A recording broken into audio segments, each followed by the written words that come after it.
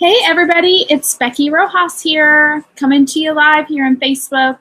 And I just wanted to talk to you about why people fell in direct sales. So I know some people were subscribing. I'm going to give you just a second to jump on. And I want to thank you if you're listening on the replay. Don't forget to drop in the comments replay so I know that you're listening. And if you're listening live, drop your name on here. If you are on here live and want to share this video, go ahead and share now, because there's probably somebody in your life that you know that has tried direct sales before. Maybe that's you, maybe that's somebody you know. But, you know, I was kind of thinking the other day why people fail in MLM or direct sales and kind of breaking that down a little bit. And I thought, well, if I have these questions, and I've kind of seen it in my 9 years here in the industry, there's got to be other people. So let me go back. I did want to share one backstory before I got into it. So if you don't know me, once again, I'm Becky Rojas. I am in the direct sales industry. I've been with Park Lane Jewelry for 2.5 years. And like I said, I've been in the industry for a little over 9 years. This is my full-time gig, along with raising our 5 kids. So I promise you, I'm bringing you like real world stuff here, but I thought it was really important to share one story and then we're going to get into it. So I had been in the industry for about 6 years before I hit probably the biggest wall I've ever hit in support. Somebody that I went to college with, was a colleague with, kind of grew in my career at the time, was in retail management. Tell me, when I asked them for a referral, I didn't even ask her to host. You know, she had attended a show, whatnot, and I had asked her for a referral, and her response to me was, "I don't do that whole direct sales thing." And I was like, oh, okay, like I understand, but if you know somebody that's struggling with blah, blah, blah, and I could match them with what I was doing, you know, just keep me in mind, whatever. So, you know, hitting that kind of snag where somebody just point blank said, I don't do that, I don't support it, I don't love it. But even in that, it is not what I consider one of the top 5. Hey, Summer. Hey, Beth. That is not one of the top reasons why I think people fail in direct sales. Just from my personal 9 years here. So people say, I'm going to give this a try and see if it works. I don't know. Is there any pharmaceutical sales reps out there on the live feed? Is there any realtors out there? Anybody, you guys in those type industries ever try to give it a try? Meaning I'm going to post on Facebook, hey, I do X, Y, and Z, and think that people are going to flock to you? Or if you're in pharmaceutical sales, are you out there, you know, 5 days a week, talking to people, meeting with doctors, going out there and making those connections, right? So something about being in direct sales and that relationship part of the business that turns people off. So if you're not actually doing the work, it can't work for you.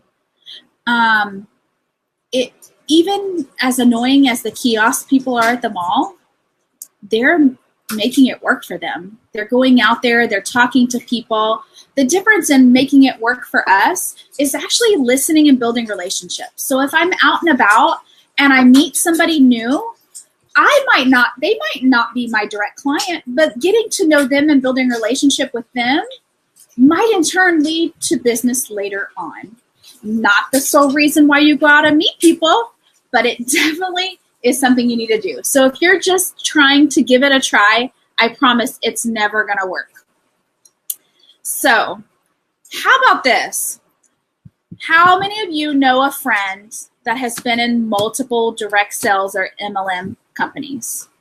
And that might annoy you, but I'm here to tell you It is really, really hard being in a relationship-based business to make sure that you pick the right company, because you might love the product, but it might be the wrong company for you. And I think that's really hard for you to understand starting a company, and also being clients or friends of people that have been in multiple companies. You have to be tied to the mission, not just the product. Because like I said, we're in a relationship-based business. It is about building relationships. If the compensation plan isn't there within the company. So, you know, if you have a girlfriend who's done one thing and is trying something different, you know, get them connected with people that love those products or services, because that's the best thing that you can do. Like I said, I've been with Park Lane for 2.5 years. It wasn't the first company I tried, but I can tell you hands down, when I saw the compensation plan, I saw the pieces, and I was able to look at all the different programs we offered. Hands down, it was a no-brainer for me. I was never the girly girl until I got to college. And even from then, I'm still struggling on how to learn how to do makeup and style. But it's part of what we do, and it's part of one of the things that I love. So just because you love a product doesn't mean it's the right company for you. And don't ever feel bad if you're with a company now that you absolutely love the products, but you're not making any money. You might want to try something different. How about this? They let fear set in. So it doesn't matter where you are in life, young or old, fear is part of life. But here's the difference between somebody that finds success and somebody that continues to struggle, is how they're able to use fear to their benefit. So if you start to feel that fear when you get outside of your comfort zone, that could be something to teach you, okay, this might be something good, because when you're outside of your comfort zone, you're growing as a person, you're teaching other people around you to grow. So if you let the fear set in, oh, what is Susie Q going to think about me? Oh, what is, you know, these ladies going to say about this? Your mind will talk you out of anything. You can let that fear derail you at any point of your life, decision big or small. So learn how to understand fear in your life, what fears really overtake your decision making, and use it to your advantage to build a building block. How about this? They're chasing the money. So that's why I compare it to the people at the kiosk at the mall. Y'all all know what I'm talking about. When you're walking in the mall and you're like, don't make eye contact, don't make eye contact, do not make eye contact, right? They're just trying to do their job, but they're also just chasing the money. And what we do in our business is really get to know people and what their needs are.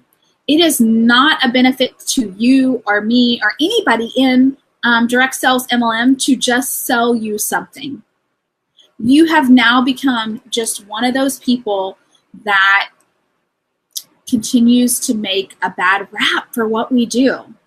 So I've seen a huge resurgence in the direct sales industry, because it is such an affordable way for you to start your own business. I mean, if I want to go start a brick and mortar store right now, that's a lot of overhead. That's a lot of money out of pocket, where I can be mobile and do the same thing here through Facebook and in person. So if you're chasing the money, 9 times out of 10, you're going to fail, because once again, we're in a relationship-based business. It's not about the money. You have to take care of people. You have to be kind. You have to have a heart, and you need to use your ears and listen. And I think the last thing that really spoke to me was lack of follow-up. Because if you're chasing the money and you're just selling product, that's what you're going to be. When you sell Susie Q something, she's not going to go tell her girlfriends, because you're not servicing her in any way possible. part of what differentiates what we do from any other industry is we are a personal connection to a company. We provide a level of service that going down to the corner and buying the same type product does not offer. So just remember what we do, and next time you see a girlfriend start something new, you've maybe never heard of the company, maybe you know a lot of people in the company. It doesn't matter. You want to make sure you're building people up. And it might not be the last thing that she tries, and that's okay. We are all on a journey. We're all trying to find our own way. And that is so, so important. Hey, Belinda. So I just thought, you know, that a lot of people have come and go in my life, on my team, through the direct sales industry, directly with me and with other companies that I knew. And I just thought, you know, there's reasons why people fail. Let's accept what those are and help each other out. So that was my little tidbit today on why I think people really do fail in direct sales. And if any of those really spoke to you, then put in the comments, like, what have you noticed in your own life, in your interactions with other people that do what we do? You know, what is one reason why you continue to purchase from somebody? Like, if you're a loyal person of X, Y, and Z, then, you know, why do you do that? You know, are you representing that same brand when you're going out there and, you know, sharing your story, sharing your passion? And if you have a friend that you see, you know, really would do well in another company, don't tear them down. It's not about tearing each other down. It's about building each other up. And in the end, we will all succeed and have less failure if we help each other out. So I want to thank you guys for tuning in. If you're not a follower of mine, don't forget to follow here. And you can venture over to my business page. In just a few minutes, we're going to be talking about how to pick the right mentor. I think it's a really, really important question. And we're going to talk about it there. So if you do not follow at PLJ Becky here on Facebook, then jump on over there. I want to thank you guys for tuning in, and we will talk later this week. Bye, guys.